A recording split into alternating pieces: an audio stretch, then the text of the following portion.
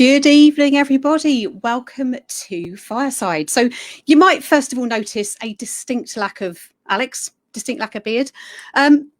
Unfortunately, he has been otherwise detained this evening, carrying out some civic duty. Sounds like a little bit of an issue with Juan Cheap, who has actually been detained for suspicion of tampering with a package that was sent to Kevin Tilley by the Chilli Project. So, yeah, more news on that at some point. But Alex should be back with us tomorrow. So, sadly, guys, you're stuck with me tonight. But we've got a really, really lovely show planned for you this evening. We're going to be kicking off very shortly with Tim Greeves from Foraged Fire, and then we'll be following up with Irena Legierski from A Bit of a Pickle. So a great evening. So really good way of kind of getting to know our producers, a little bit about their products, a little bit about their background. So without further ado, I can see Tim down waiting to come in, so let's bring you in. Hi Tim. Hello. How are you? Yeah, I'm good, thank you. Very good, thank you as well. So we're going to have a little bit of a cozy fireside chat. I like it this evening. Idea being is obviously what we want to try and do is really help our producers and our communities really connect. So obviously, you know, I think it was last weekend, wasn't it? You did a review session with Corin. Yeah. And went through some of the products. And we thought, you know, what would be really nice to do is to kind of catch up, find out a little bit about you, your background, how you got started. Yeah. So, yeah. Yeah, brilliant. I'm really glad. I mean, it's always awesome to be on here. And to be honest, I think I've said this before, but in person, I love talking. I talk the ear off, talk the leg off a chair. As soon as it's on camera, you know, like the first time was just so daunting, which is weird because I'm just, you know, it's normally that wouldn't be something I would think I'd struggle with. But literally, you know, just doing this a few times with you guys, it's I feel so much more comfortable. So yeah, it's awesome that you guys put these things on, and especially I think the concept, our brand, it is a little unusual. You know, there's a few bits to it. So I'm really happy with the opportunity to talk about it and explain. Thanks very much for having me. So You are so welcome. To be fair, I'm probably a little bit more nervous than you because I'm not used to being up front on this. So it's fine. I'm going to be relying on you to keep me going, right? No worries. So I thought we kind of kick off a little bit about, obviously, about Foraged Fire. So yeah, for you, what was it you were doing before you actually started Foraged Fire? So it all really ties in. I was a chef. I started as a chef at just before I turned 15.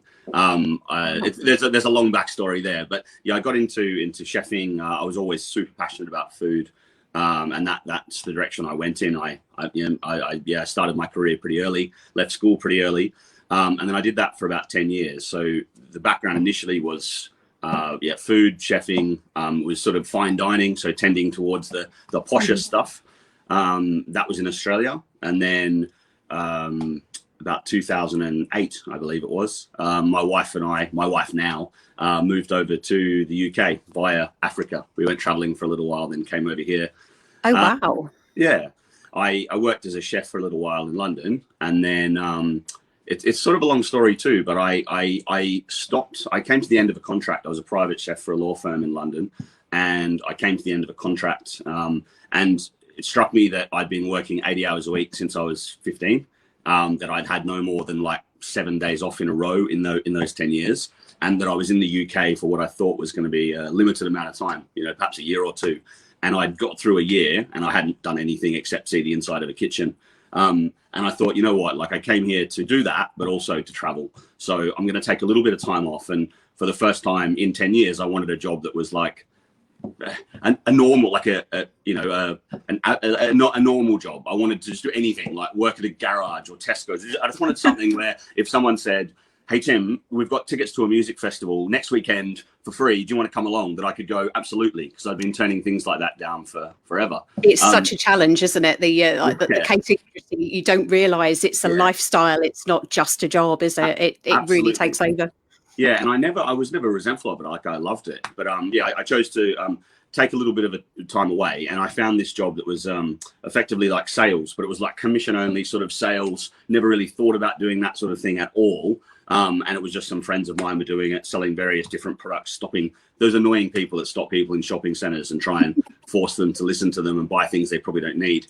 And it turned out I was quite good at it. It went well for me. And the long story short is that various opportunities came along within that business, and I ended up taking it over, which is, there's a long story there. But for the last 10 years approximately, I'd worked for that business and then got to a point where I was sort of running that business, but all the while was super passionate about food. So all I did with the extra money and the spare time that I had while I changed work was spend it getting back to restaurants and traveling to try different food. So that was my background. And then fast forward through to where the concept that is now sort of Foraged Fire started. I've always been a bit of a chili head, I suppose. I use that term, loosely, because I've met some serious chili heads now, and I have to say that I'm still down here in the ranks. But I've always been into spicy food. My mum loves spicy food. I was raised eating. It was much more common in our house to have a curry or Thai food or Vietnamese food or Indian food than it was meat and 3 veg, which is a little unusual in Australia, but I'm very grateful for. Then from there, basically I got into growing chilies. I'd never really had much of a green thumb, but I decided one year I wanted to grow a few things, and I started with 5 plants that year. And the next year I increased a little bit and had 75 plants in my very small backyard. And through that, I came across the chili world. So I'd always known I liked spicy food, but I had no idea there was this awesome community of growers, of just chili heads themselves, of challengers. Like I really didn't know anything about it. And it first started for me on the growing side of things. And I used to, trade seeds. I was part of a lot of social media groups growing chilies. But I mean, a side effect of that was that I produced a ton of them. Well, relatively, I'd have far more than I knew what to do with each year. And this was probably, perhaps 5 years ago now. From there, it was natural, I guess. I love cooking. I love different, experimenting with different flavors. So I started producing chili sauces just for myself, for family, for friends. And, they were okay, but they were probably, like everyone, you got to start somewhere. And then where it sort of branched into what I do now, we moved a few years ago. We moved a bit more country. We lived near London, and we'd lived in an apartment forever, but we had a dog. We decided the right thing to do was move a bit further out and somewhere where we could, pretty much have more space for the dog. Really, so it's my dog. I've only just realised this. My dog is the reason that I started Foraged Fire. All for the dog. So yeah, I mean, we moved a little bit more to the country, and I was started doing lots and lots of dog walks in the woods, and I realized I didn't really know about this. I've never been into foraging per se. I love food. I'm obsessed with it, but I had no idea how many awesome things were available in the UK. Australia is a pretty brutal place. I'm sure there is foraging of a sort there, but there is not things that are easily accessible to the average person to cook with. And suddenly I was out. Oh, geez, sorry. Suddenly I was out walking, and I sort of realized that there was also. Oh, sorry. Get that set up again. All sorts of wild mushrooms, different berries, loads of fruit. So, I took a bit of an interest in that. Excuse me. And then from there, I suppose I started combining the two. So I've, aside from being just a bit obsessed with food, I really, really like sort of collecting classical recipes. So I'm really interested in, the traditional foods of various countries around the world. And it's the way I relate to the world. So, I've been lucky enough to do quite a bit of travel, and some people are super into architecture or music or art or whatever. And for me, it's just food. And I've sort of learned that if you understand the food culture of a certain place, you suddenly see so much about those people and what makes them tick.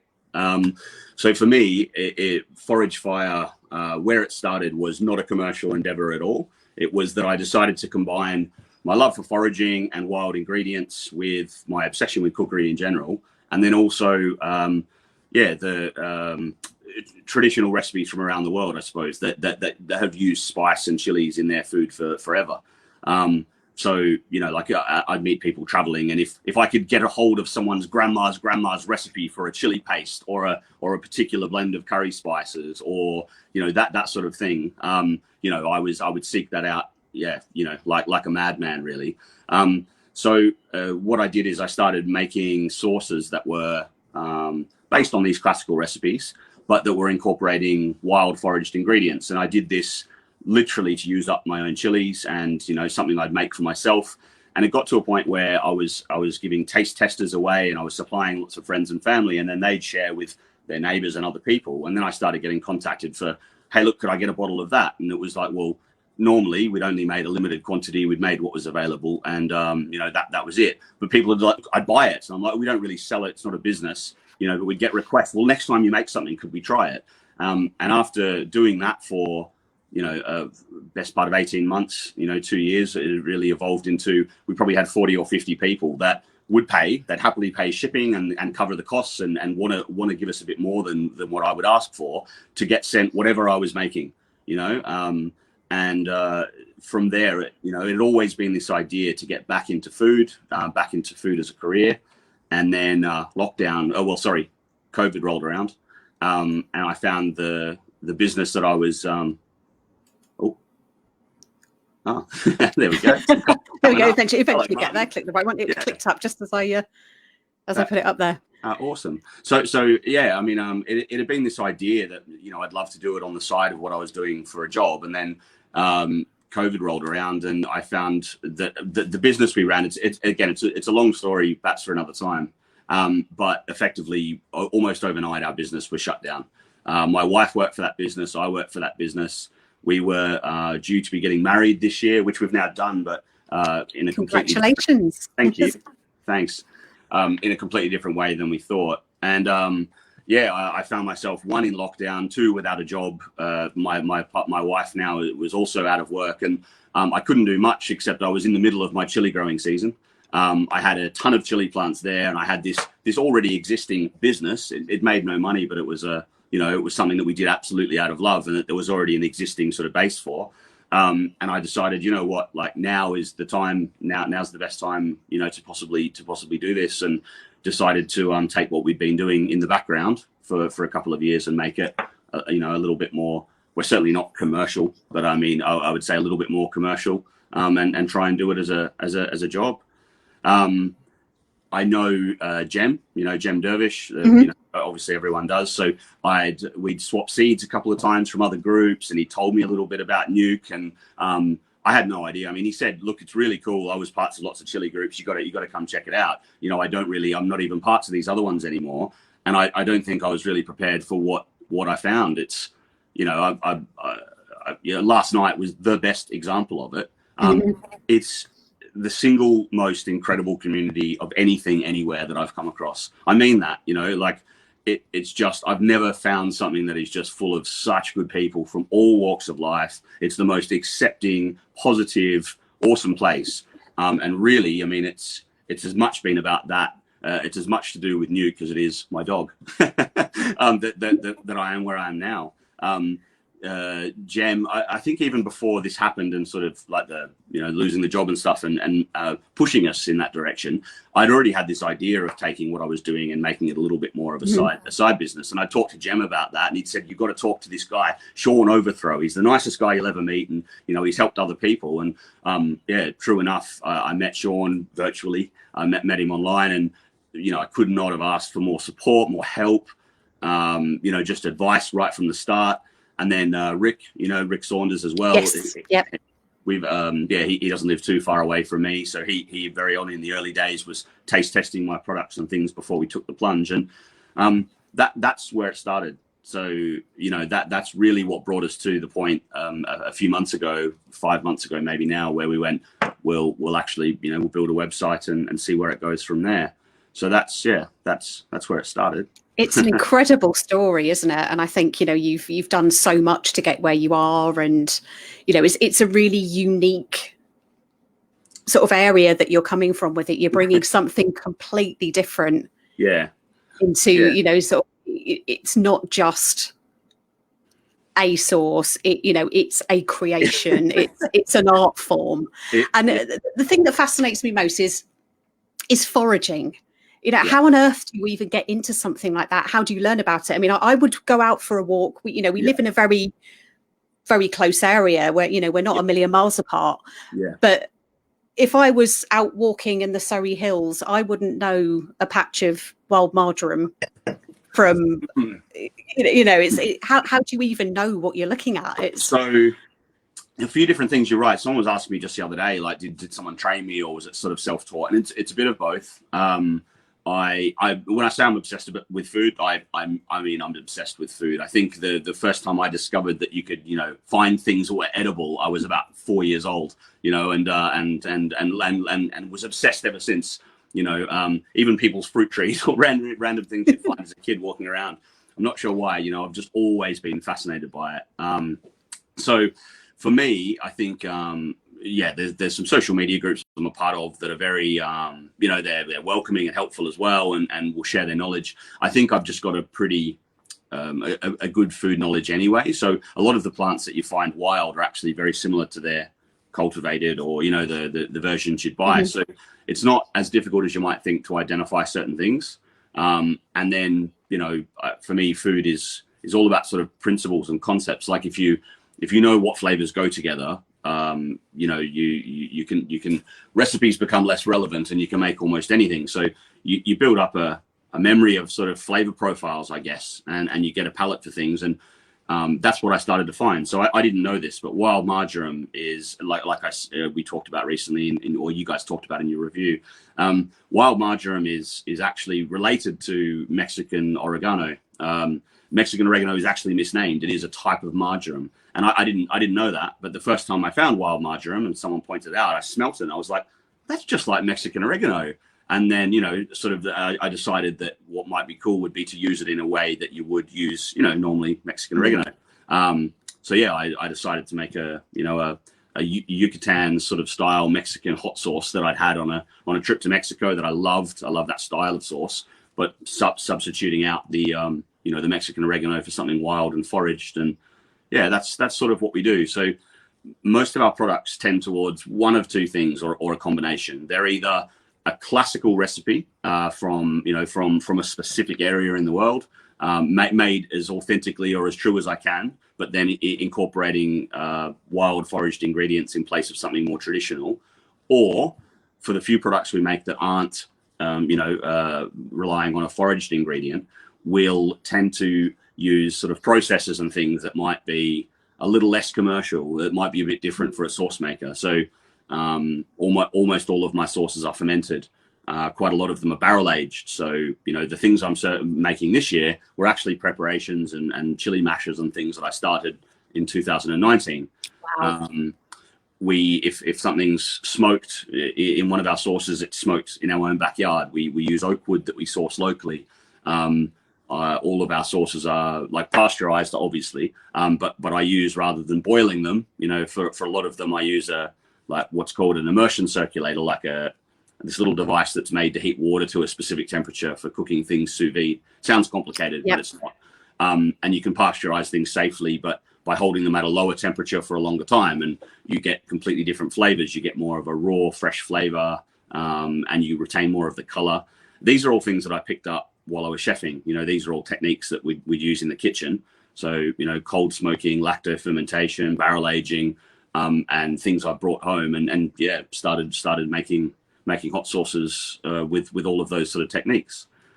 That's a little bit about the inspiration. It's a science, isn't it, as well? I think it's, like you're saying, you've got sort of a really good knowledge of flavors and everything like that, and it's the way that you take those flavors and you put them together in what sounds like unusual combinations, but it really works. I think I said this last week when we had the chat with Corin. It's really important to me. I don't profess that I nail it every time. Every product's amazing, of course. You win some, you lose some, and also I like to make products that are a bit different. I want people to be happy. Of course I do. And particularly our subscription customers, they're putting some trust in us that we'll send them what we want to send them, but that they're going to enjoy it. But I do like to try and make products that I'd rather get a strong response from. You know, I'd rather that, I don't want people to dislike them, but I'd rather that they're almost a bit love-hate than something that's just, what's unique about, there wouldn't be much unique about what I could offer if I wasn't doing this.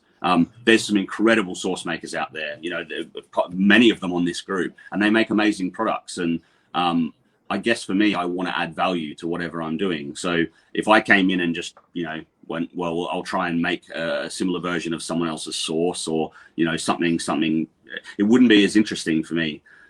So I guess I want to do something that's a little bit different. One of our, it's not quite a motto, but one of the things we have on the website is deliberately different, products. And I mean that. I don't want them to be shock value. I don't want people to buy them because they're weird combinations. But I do want them to be something different. And I'm perfectly happy that some people will love them, some people won't. And of our range, we make such a varied range each season, each 3 months, that I don't expect that someone loves every single thing we do. I'm much more comfortable when they love something, they like something else, and there's one that really isn't for them. And what we try and do is get to know our customers. We're small enough that we can offer a very personal service, and we do probably as many custom orders as we do sell products that we've chosen to make. We've got regular customers that will say, I love that chili jam, but I want a much hotter version. Or I like that sauce, but for me, it should be, I'd like it to be sweeter. Could you do that? And we'll make products with specific customers in mind. So yeah, the whole model isn't, if I'd started from the ground up trying to make something that was going to be an easy business, it wouldn't have been like this. We produce on such a small scale that, it's, as any sauce maker and anyone that would understand this stuff would know, it's relatively expensive. The margins are very small on a bottle of sauce. We make it even more difficult because we change every single product every 3 months. So we've got to guess at roughly how much we're going to need, where half the time we're out of stock of some of the items. And then whether we've sold them or not, we're pretty much replacing them all a few months later and printing new labels, getting new bottles in, making completely new products from scratch. And it's not the easiest way to do things, but for me, it wouldn't be interesting if it was, I didn't start out trying to make it easy. I wanted to do what I love doing, knowing that some people would be into that, some wouldn't. And I guess we're doing it for the people that love the sort of stuff we do. And it's been really cool, like meeting some people through Nuke, like whether they're customers or not. Like I probably have given away as many things for people to try as what we've sold. And that's not a marketing thing. That's just because I love meeting people that love what we do. It didn't start, this concept didn't start as a business. It started as a very expensive hobby that I absolutely love, and that, if I could afford to, I would do for free. Yeah, that's sort of where we are. So I noticed this afternoon there was a little post about an interesting new little project you're working on. And forgive me, the pronunciation is probably going to be completely wrong here. Is it Num Prick Pow? Yep, very good. That's as good as my Thai anyway. So I'm intrigued by this because from what I can translate with a bit of help from Al on this, that this is a shrimp paste kind of based products. I think.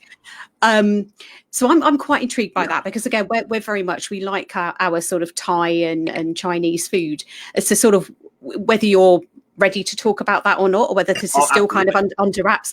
But I was intrigued by the crayfish, because you're saying about the signal crayfish, which I'm pretty sure are quite prolific around the River Mole. So again, quite local to where we are. Everywhere they are. I love that you mentioned that product, Vikki, because it's a really good example of the sort of thing we do. So it's not some creative, crazy idea that I've come up with. It is one of the most classic Thai preparations. It's used in tom yum soup that anyone that's ever ordered a Thai would probably know. It's a really classic dish that, classic sort of sauce. It's more like a sambal, a chili paste. And it's different everywhere you go. So there's many commercial versions that are really good, but if you actually go to Thailand, everyone makes their own, and it's different in every household.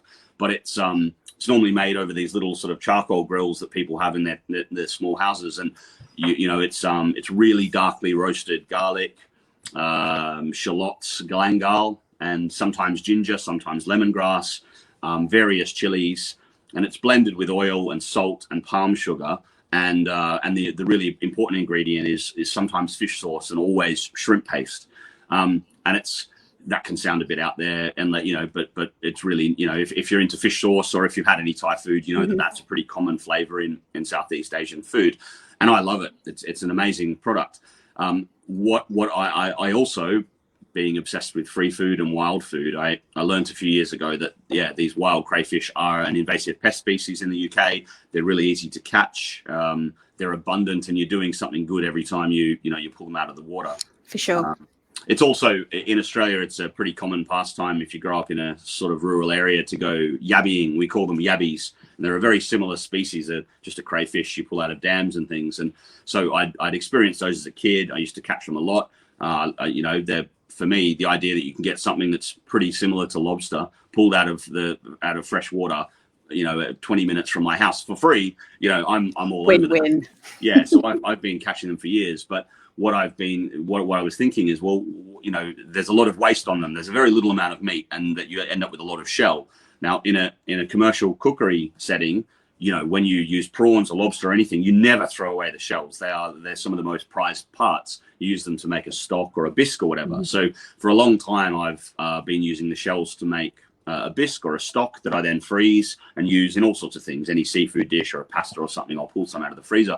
What I thought is, look, well, why not use that? Like, why couldn't I incorporate that into a hot sauce? It sounds weird unless you think about the fact that almost every Vietnamese or Thai, or Malaysian hot sauce or chili paste will contain those sort of ingredients. So I've been playing around with for a while, making a fermented version using roasted crayfish shells that I then age for a while. I've been doing all sorts of things with them, smoking them, grounding them down to a powder. But one that's worked really well is basically making a shrimp paste, but using these crayfish shells. So I've been wondering what to do with that, and then it struck me that this would be a good direction to go in. For every product we actually sell, there's been 50 versions, that have not made it to sale. They've either been too difficult or not possible to replicate, or they've just not been good. But this one, I knew I was onto something. It's something I've been playing around with a lot and cooking a bit at home, and it's, I think very, very good. So yeah, it was literally last night. Finished off the version I was happy with, and we've made a huge quantity. I'm talking 35 bottles. Wow. Which is nothing. It's it's got the same flavor profile. So it's homegrown chilies. I've actually I used also some purple Naga Viper purple Naga Viper brains, I think, that I got from Cliff down Devon Chili Man. And just for what it's worth, any other producers, I'm sure you all know him anyway, but yeah, like my best experience of buying chilies locally in the UK so far. Like, awesome guy to work with and very accommodating, but just the best quality produce. He sent me pictures on the night of him going through them by hand. They arrived the next day, and they were just, this is something I get very excited about. They were just perfect. Like, every single one was awesome to look at. The smell was amazing. And he'd recommended them when I'd asked for something that was super hot, but that had a good flavor. And I can tell you I wasn't disappointed. So they are a great pod. They really are. Yeah, we grew them this year from seeds that we actually got from Cliff. Yeah. And cracking pod. Just stunning. So I've been doing all sorts of things with those. But I had a long fermented chili paste that I'd probably put down to ferment 3 or 4 months ago. I take some out of the barrel or the carboy containers we use. And then cook that down into what I want to make that day. I decided to combine some lemongrass, some dry roasted shallots, garlic, all the traditional flavors that you'd find in that sort of chili paste, and then added some of the sort of the fermented shrimp paste, but made from these local crayfish. And that's what I love about that, is it's exactly what I want to do with Foraged Fire. It's a traditional classic flavor profile. It's tried and tested. And it stays true to the real flavor. There's no way you would try it and that what you're tasting is based on that, but it's using ingredients that are abundant, that are wild, that are local. And I don't know that there's anyone else making a chili paste using the ground down shells of a signature. Certainly not that I've heard of. Yeah, and I'm quite happy with it. I think it's a product that I really like. So that's the sort of thing we do. We'll look forward to seeing that come out. So it's been an absolutely fascinating session with you, Tim. I could quite happily sit here and chat to you for hours about this. So I think we'll take it offline, I think, and no worries, and carry on. But I have one last question for you. Please go on. Which is, it's always a question that I actually, funny enough, when I'm interviewing for new colleagues at work, is one of my favorite questions to ask. But it's a very insightful question, I think, that kind of, again, it's a bit of all about that connection, but is what is the thing that you are most proud of? What is your greatest achievement? It doesn't have to be chili related, cooking related. It's a really good question. Yeah, it makes you think, doesn't it? What am I most proud of?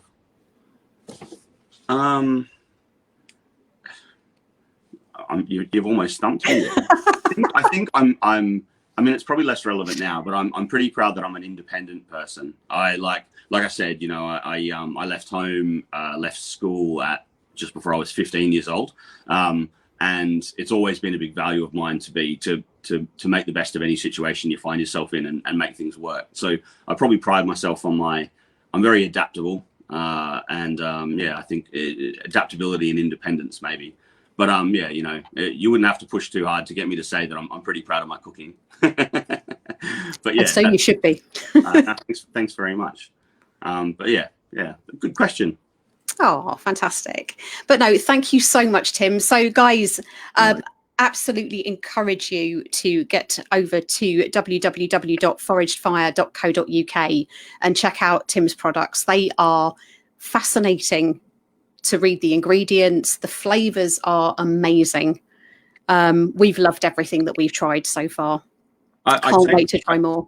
Just one thing I'd just say on that would just be, like, for anyone that's interested too, like I'm well aware that the price point of some of our products, like, they're not the cheapest. And for me, really, like, I mean, anyone that's making sauce would know the margins aren't huge anyway. But using what we do and making it the scale we do, we pretty much can't have them at a lower price. That said, I don't want them. It's not about trying to make them, prohibitive or posh. Anyone that's interested in anything we do, please just message me. Like, it doesn't, I'd love to talk to anyone that likes the idea of what we do. We almost always make small samples of what we do. And actually, I rely on people that love chili and love food to give us feedback while we're in the development stage. And being that we release a whole new range every 2 or 3 months, we're always in a development stage. So if someone's really interested in what we do, like, I'd actually love to just talk to them. We'll probably happily send out a sample or two if they're willing to give us some good feedback as well. So don't be put off by, when we're certainly not trying to be exclusive. We're just trying to make sure that we can continue to do what we do and get it to as many people as possible. So and anyone that wants to grab something on the website, great. But even if you're not in a position to do so now, or you're just curious, like, as you probably picked up in the last half an hour, I don't mind talking about what I do. So I'd love to hear from anyone that's curious, anyone that's interested. And we've already had a lot of really kind support and feedback and stuff from people in the Nuke family. So yeah, that's enough from me. But thanks so much, Vikki. No, you are so welcome. Thank you for joining us today. It's been an absolute pleasure to have you. No worries. Cool. Have a good night. You as well, Tim. Thanks very much then. Bye. Bye-bye. Wow, so that was Tim Greeves of Foraged Fire. I said I could talk for hours to him and listen to his stories, but an absolutely fascinating story there.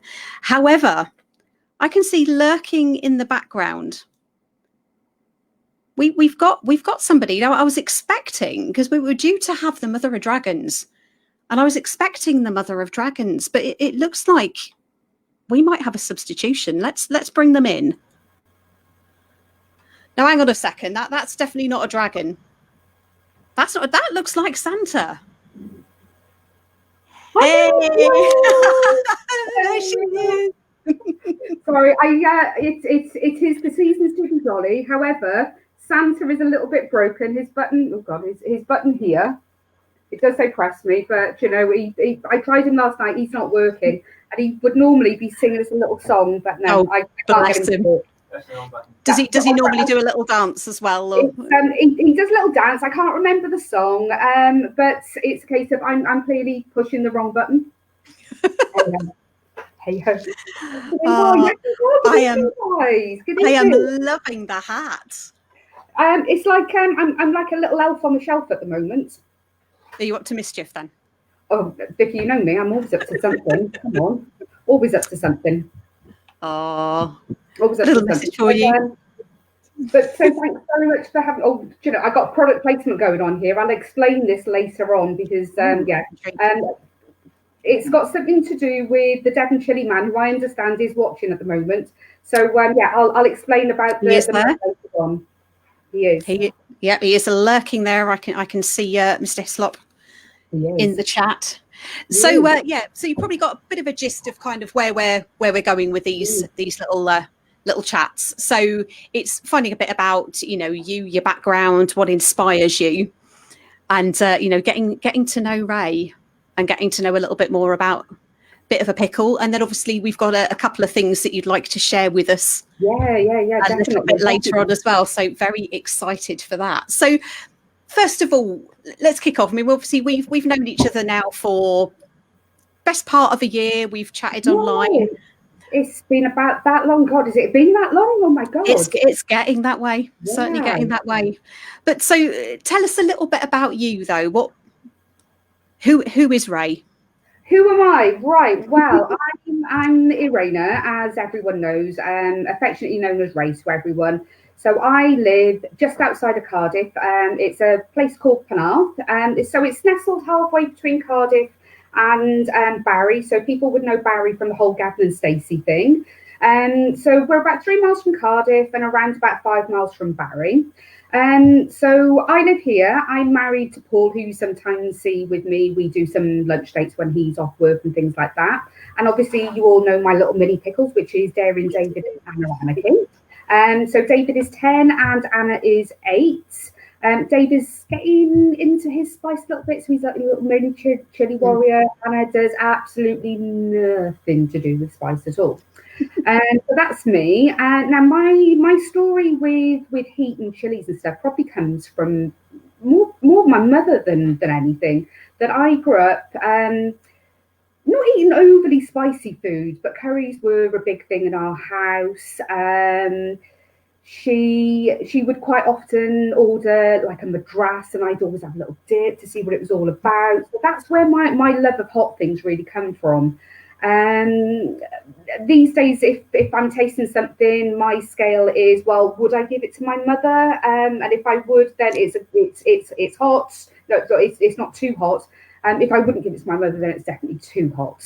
But no, she's probably my inspiration for my love of heat, which has just developed over the past few years.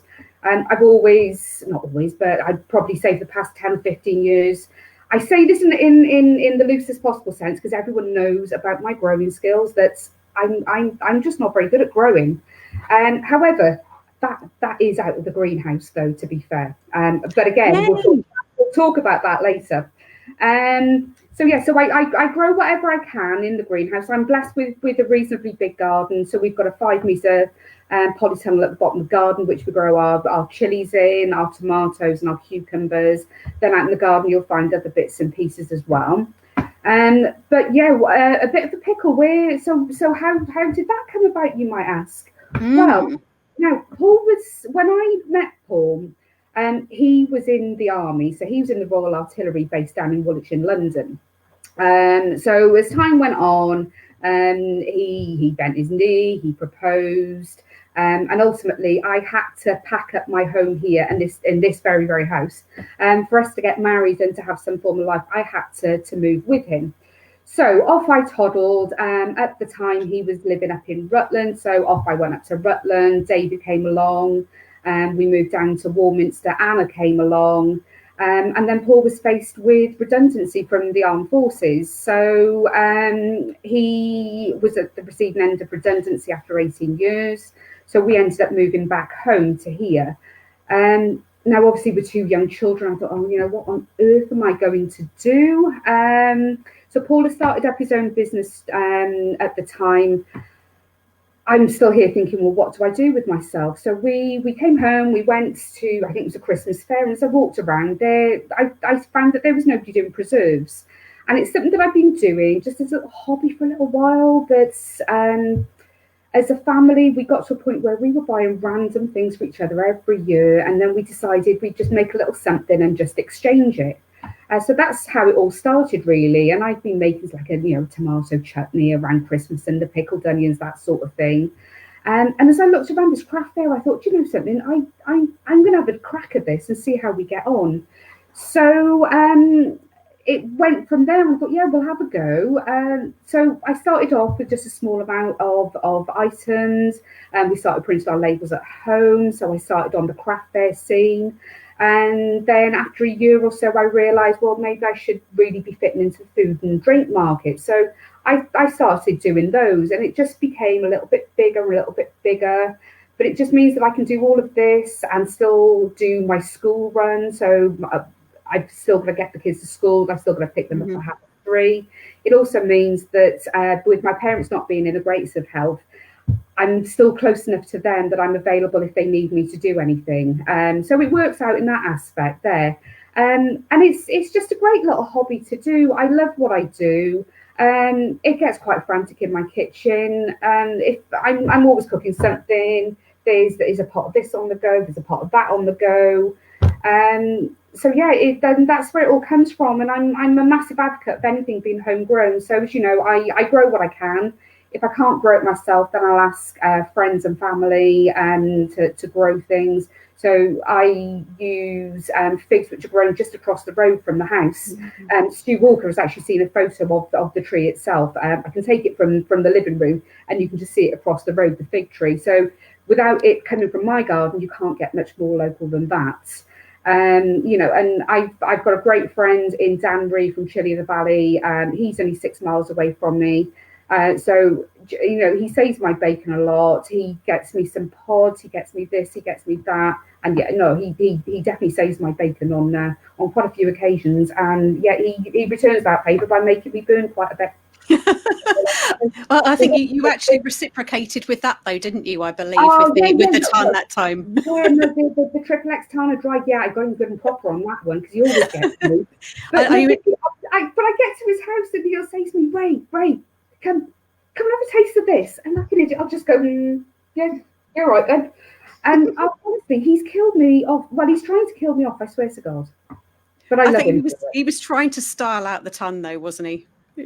It was kind of like, no, it's fine. He was burning. He was really good, but I did get him back on that one, to be fair.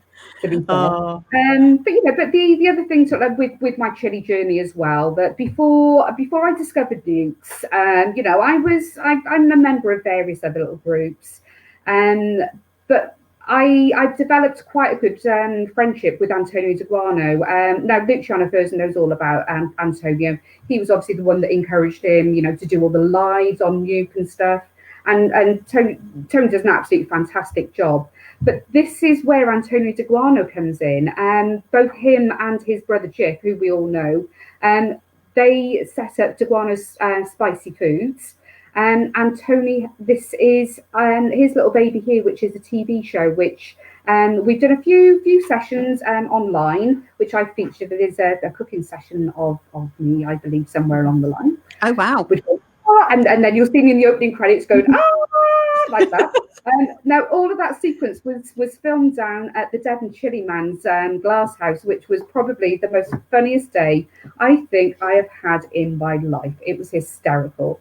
It was a day between Christmas and New Year, and I just don't think that I've laughed so much in my life, and I'm pretty sure that Cliff will back me up on that as well. But that's where this comes from, Spice Show, that I was involved with it right from the very start, and I know that Antonio's looking to get it off the ground again. But I'm sure that at some point he'll tell us a little bit more about plans for that as well. Indeed. So actually kind of leads me on quite nicely then, because we obviously sort of with lockdown this year, we started doing some more sort of online kind of sort of festivals and markets and things like that. And I kind of remember a very nervous Ray at the start. little bit kind of like, oh, you know, I'm not sure about this. Not confident in front of the camera. Now look at you. We're getting lives left, right, and centre, and now we're knowing you've done sneaky appearances on the Spice Show. Well, it's I think a lot of this comes down to that. I'm within this chili community, and it's a fantastic chili community that we're involved with here. That I'm very, very aware and conscious of the fact that the vast majority of the producers, they're all absolutely fantastic sauce producers. Now, that is something that I don't do. I don't make sauces. Everything that I do is preserves. So what you'll find from me will be jams, marmalades, chutneys, some pickles, and I do some infused oils. So there's no sauces whatsoever in my lineup. I've tried it before, and for me personally, it doesn't work. The sauces that I did, they were based on recipes that my brother makes, in all honesty, and he does a fantastic barbecue sauce. We tried various ones. So there was a barbecue, there's a Chinese, we've done a Cajun one. But for me, it just didn't work out, and that's absolutely fine. But I'm just always just very aware and conscious that I'm up against the big boys with the sauces as well. And to be fair, I slide in there just in between them. And I'm just really grateful for people, just giving me a chance to be in on it, really. Yeah, well, I think it's the thing, isn't it? It's, and forgive me, guys, this is going to probably come across sounding almost a little bit sexist, but the community and the production, the producers, it's a very male orientated business. It's like chefing, isn't it? It's, some of the best chefs that are out there, are the boys. So talking about chefs, and my dad was actually a chef down in London before he met my mother as well. So cooking has always been part of my life as well. We were encouraged to do it at a young age. But it's the thing, though, isn't it? It's how you've obviously made that step now into sort of getting out into the social media a lot more and getting in front of the camera and really promoting yourself. That's quite a big step, and it could be quite a daunting step for people, especially now when a lot of your face-to-face selling, it's just something that's not happening. So what kind of tips or advice would you give anybody who's a little bit nervous about getting up in front of the camera and selling? Well, obviously the first time that you hit that live button, you stand here shaking like a pooing dog, really, and it's really, really nerve-wracking. And I've seen people that have been doing like the chip off on Saturday say, I'm really nervous about being on camera, I'm really nervous about doing it. It is really, really nervous because you don't know who's watching, you don't know if you're going to come across as a blithering idiot, which is usually how I end up coming across. But it's something that comes with experience. So you press the live button first time round, and you're a shaking mess. You can hear it in your voice, and you can feel it in your hands. The second time it happens, those nerves just they start melting away, and you feel that you're starting to steady your hands a little bit more. So the more that you do it, the easier it becomes. And the best person to ask about how it goes from the very first time to how it is now is Luciano Ferson, because he doubted himself right from the very, very start, and know that I can't do it. And look at him now, he has no issues with, we'll do a live, we'll press the button, I'll host it for you, not a problem. So, and he's a fantastic person to ask about how to do it and how you feel and how it gets easier every time that you do it. Yeah, and I just love now that we see you pop up so frequently, and it's, you do your little lunchtime things and you pop up and do your lives. And Paul is off work this week, so I'll see what I can factor in. Yeah. He's not watching or listening in the living room. He's there. He knows now. We'll see what I can arrange. I've got quite a busy week going on now with some Christmas shopping, but maybe hopefully I'll see what I can rustle up for lunch one day. Perfect. So now I understand that you've got a couple of things, we mentioned it briefly at the beginning, that you'd like to share with us. Yeah, I've just brought just a few bits and pieces down to the table with me. Obviously, we're not doing sort of like a big presentation of a stall of how you would see it. But these are the things that, I mean, what have I got here? In fact, I've only got one item here, which is a hot product, actually. So as you all know, I do sweet and savoury items, and I will do mild, so heatless through to absolutely wild. But I just wanted to just show you just a few things that you could expect to see from me, which probably are a bit more akin to the Christmas season at the moment as well. Perfect. So the one thing that I've got here, now I'm going to mention Kevin Tilley because he had a big pot of chorizo jam off me at the weekend. Love that stuff. He was supposed to come and see me at my stall on Saturday, but I abandoned it because the weather, the gazebo upended, and yeah, a brand new gazebo is pretty much trashed and ruined. Now Kevin put his into his chili. I think it was last night or this evening, and he said it gave it a really, really smoky flavour to his chili. So it's not only just for cheese and crackers, but this is probably one of the most versatile products that I do. Mac and cheese. It's amazing in mac and cheese. Oh, there's nothing that it doesn't go. Sorry, vegetarians and vegans, that's the only thing we know that it doesn't go with. Unfortunately, but I'm sure that I could turn somebody. So that has probably been my best-selling item, probably for the past 3 years or so. The batch that I made last week is all gone. I've got to make another one this week. Oh, goodness. Right, so let me have a little look. So everyone knows that I'm very Welsh. I've just tipped my coffee all over the floor because there's some left in there. Right, so everyone knows that I am very Welsh. Now, I know that you guys have had this. So this here is a traditional Welsh ale chutney.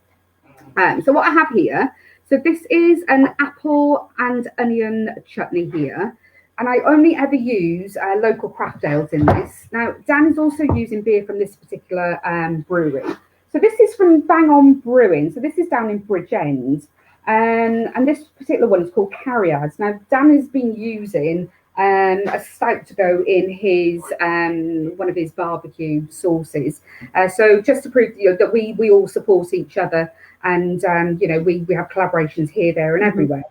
But another not a collaboration, but this is the only thing until I started stocking down. This is the only thing that I don't make myself. And I just want to let you know that if anyone is after some Welsh honey, I do the most fantastic honey from Carmarthenshire. I don't sell anyone else's. I had to drive to Carmarthen to get this about a month ago because I've been out of stock for ages. So that's on my website under guest products, if anyone would like it. So Carmarthenshire, just to let you know that they don't use pesticides in the fields in Carmarthenshire. So although it's not labelled as organic, because they use no pesticides, you can pretty much guarantee that it is. So of course, no Christmas would be complete without mince pies. Now, Sean Overthrow is doing a sauce to go with mince pies. So guys, I've got a few jars of it left. It's a larger than average jar. So yeah, if you want to make some mince pies with the kids, I've got a few here. It's got a glug of brandy in it, so that's what makes it luxury. Yeah, so we might have a couple of jars of that stashed away, which are planned for mince pies because it looks amazing. Right. The other thing that I have is a few people have seen that Paul Hopkins, who's not very active on the group, but I've known him for a little while. He's been having by Tana Dryg off me, and he asked me for a pot of it recently because he's infused some cheese with it. Which I've waited for about 4 months for it. I've forgotten about it. But I'm going to open it tonight and I'm going to try it because I'm itching to know what it's like. Now, again, I said that I would give some to Kevin at the weekend to see what he makes of it. So I've no idea what it's going to be like. I don't know if I'm going to die or not. I haven't got a clue. That's looking pokey, isn't it? Wow, look at that. Yeah, no, Paul was under instructions to get it sent to me because it was stinking out his fridge down there. So yeah, so that's the piece of cheese there. As far as I'm aware, it's smoked cheddar, and it's been infusing for around about 4 months. Wow. In Tana Dryg. Yeah, so everyone knows that this is probably the product that lets me in with the big boys. So yeah, so I'm going to have a little go at it. I've said that I'm going to share it with Dan Reed because it was him that's introduced me and Paul. That Paul met him at Eastleigh Chili Festival, I think it was, and he had a jar of my lemon curd. So this is the cheese. I'll let you know now. Grandpa Stu is he's getting super excited in chat right now. Well, that's good. Oh, that's hot.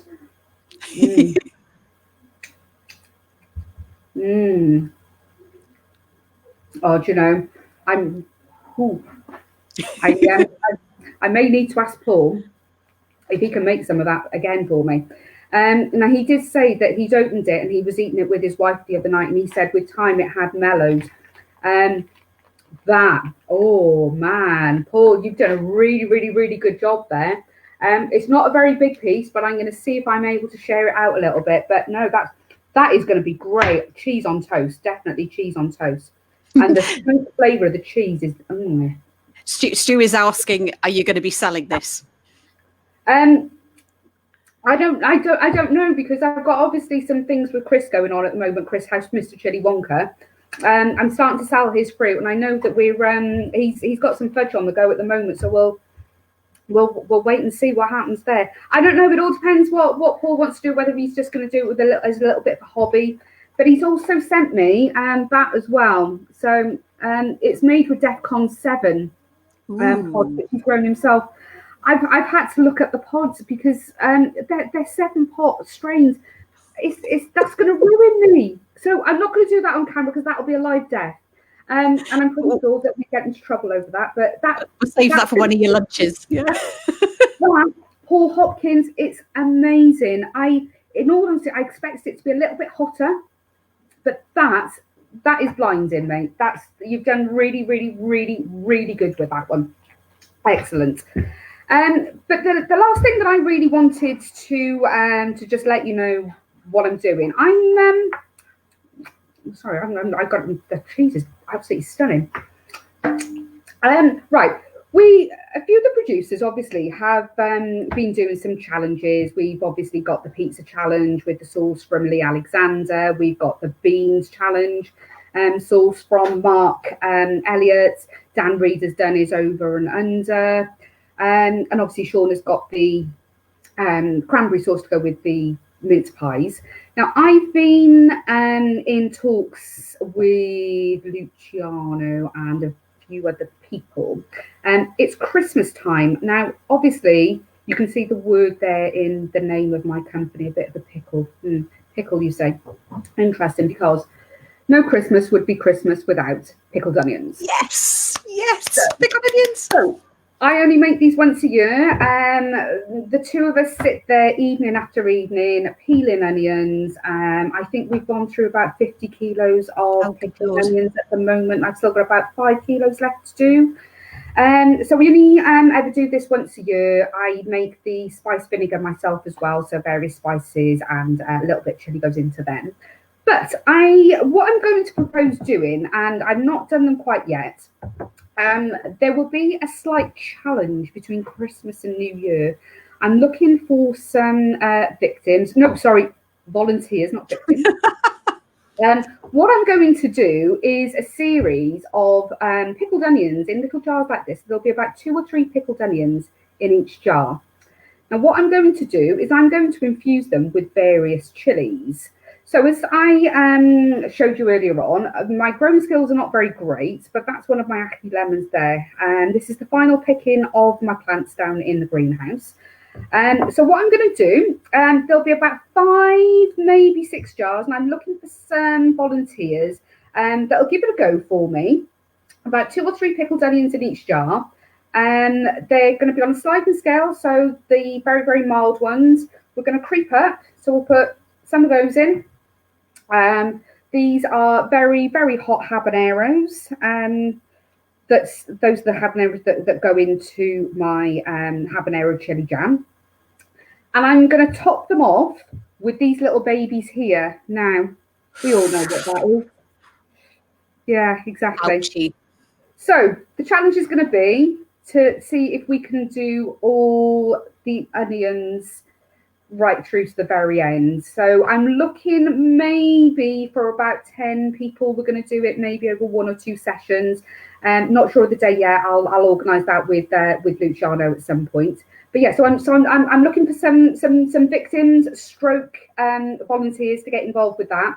Just said I'll send these out to some people. There'll have about 2 or 3 pickled onions in there. They'll go from very, very mild, obviously, up to absolutely ridiculously stupendous.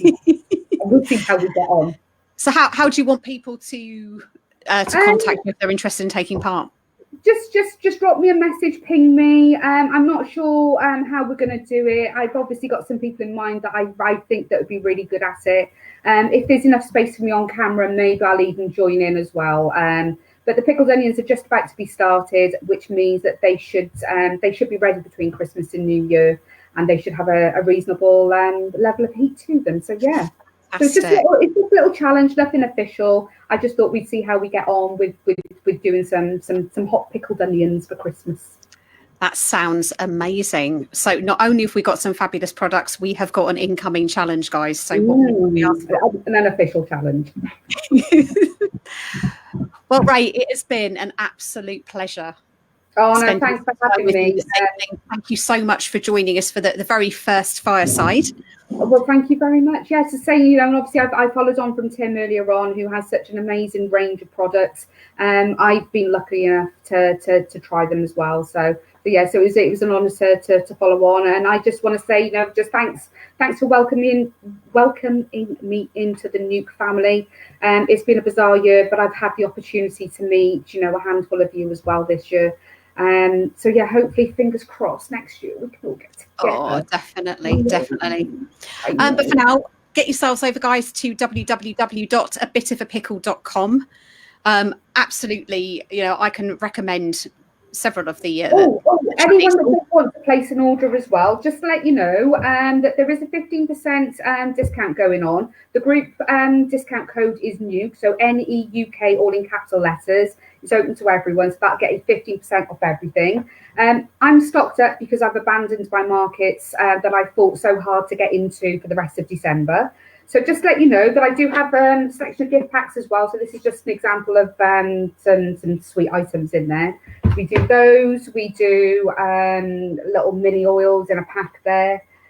We've got hamper packs as well, so you can choose your own, or there's some pre-selected. Or this one has been really, really popular. And this is a hot pack which has got an oil in there and various chili products as well. So there's the cowboy candies, habanero jam, and you've got the chili chutney in there as well. But all of those things are on the website. I've got plenty of stock there. So, but if there's anything that you can't see, that there's anything that's out of stock, just ping me. Yeah, no, they're all fantastic products. And now is the time of year to start getting things in for your cheese board for Christmas. Well, chutneys are not just for Christmas. Remember, the cheese. Chutneys are not just for cheese and crackers. They're for infusing cheese as well. They're for everything. Absolutely. But no, that's been absolutely brilliant, Ray. Thank you so much for joining us. Thanks for having me on. And we will see you again very soon. You will do. Night, no star. Wow. So there we go. 2 incredible producers, both with really, really interesting stories behind their businesses.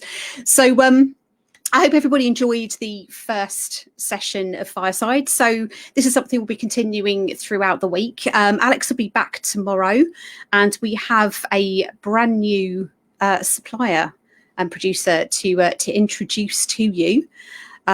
So look out for that. We'll get that posted up on the events. So it's Heroes, I believe. So I believe actually relatively local to where we are as well. So it'd be really interesting to speak to them. But for now, guys, thank you all very much for joining me this evening. I hope you enjoyed it. And we'll look forward to seeing you in the next one. Take care for now. Good night.